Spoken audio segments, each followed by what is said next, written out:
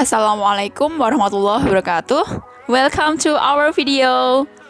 And before you see our video, don't forget to subscribe, like, and also comment. Nah, hari ini Cakrawala yang beranggotakan Pak Tio, Bu Nur, dan juga saya Nia akan membahas tentang pilar-pilar pendidikan. Check it out ya. Pada tugas kedua, nomor 2 adalah tentang 4 pilar pendidikan menurut UNESCO dan bagaimana implementasinya. Berikut. UNESCO adalah organisasi PBB yang bergerak dalam bidang pendidikan. Nah, UNESCO ini mencanangkan 4 pilar utama pendidikan yang akan digunakan untuk pendidikan masa sekarang dan juga pendidikan masa yang akan datang dan dikembangkan oleh seluruh lembaga pendidikan, terutama lembaga pendidikan formal. 4 pilar pendidikan dari UNESCO ini adalah pola pikir besar untuk pendidikan anak-anak dan juga bahkan dia sangat bisa kita aplikasikan ketika dalam masa pandemi ini, khususnya untuk pembelajaran jarak jauh di mana siswa belajar di rumah. Nah, 4 pilar ini adalah yang pertama, learning to know atau belajar untuk mengetahui.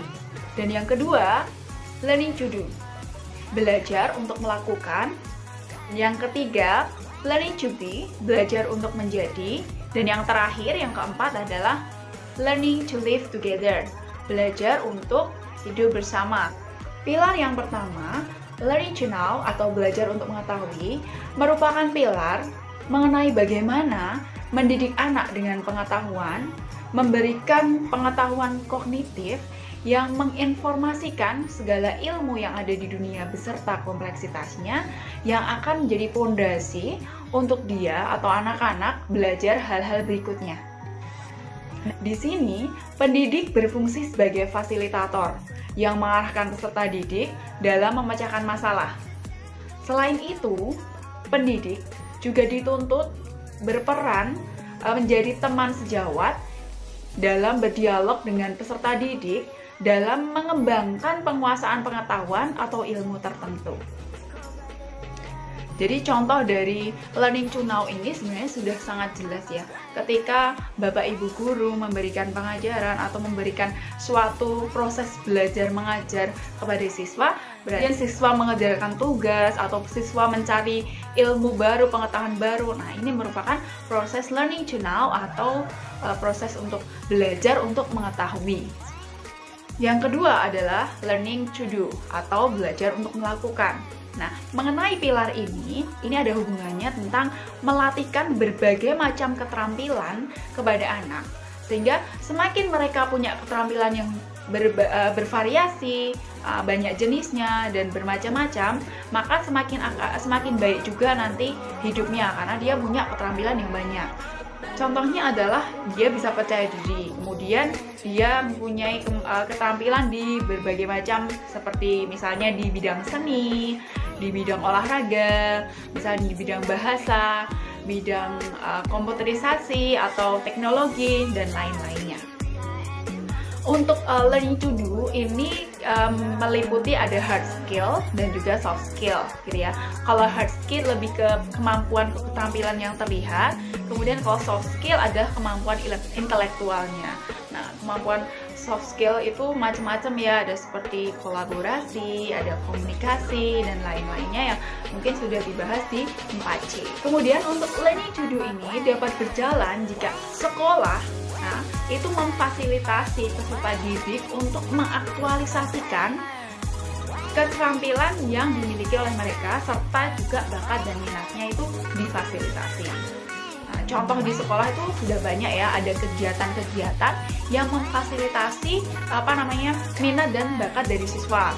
Contohnya di kegiatan-kegiatan intrakurikuler dan juga kegiatan ekstrakurikuler.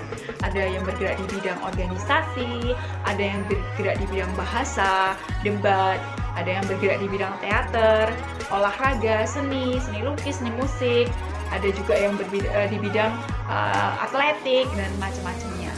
itu merupakan contoh dari sekolah memfasilitasi siswa atau anak-anak untuk melakukan learning to do. Nah, yang ketiga, learning to be atau belajar untuk menjadi. Ini berkaitan erat tentang bagaimana mendidik anak untuk mengembangkan anak-anak sendiri menjadi manusia seutuhnya yang mempunyai kepribadian yang kuat. Nah, di sini kita berperan penting untuk melengkapi mereka agar bisa menjadi manusia yang utuh. Dan ini sangat erat hubungannya dengan bakat serta perkembangan fisik, kejiwaan, tipologi kepribadian, dan juga kondisi lingkungan dari peserta didik masing-masing. Nah, tugas pendidik di sini adalah sebagai pengarah atau fasilitator. Ya, jadi misal untuk siswa-siswa atau anak-anak yang sudah agresif, dia akan bisa mengembangkan dirinya dan menemukan jati dirinya ketika dia diberikan ruang yang cukup luas, kesempatan yang cukup luas untuk berkreasi.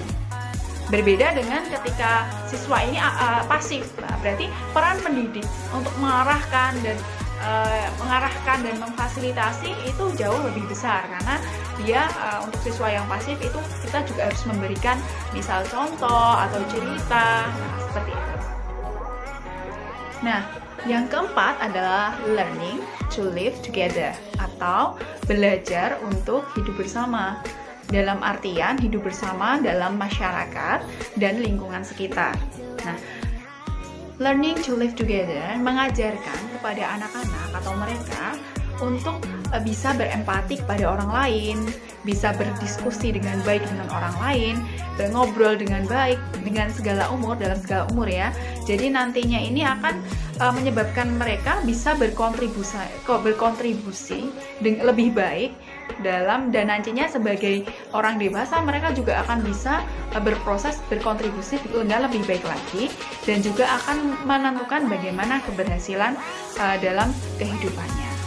Selain itu, di Learning to Live Together ini, siswa juga diajarkan tentang bagaimana untuk saling menghargai, bagaimana untuk saling terbuka, bagaimana untuk saling memberi dan menerima. Oleh karena itu, mengajarkannya juga harus seimbang.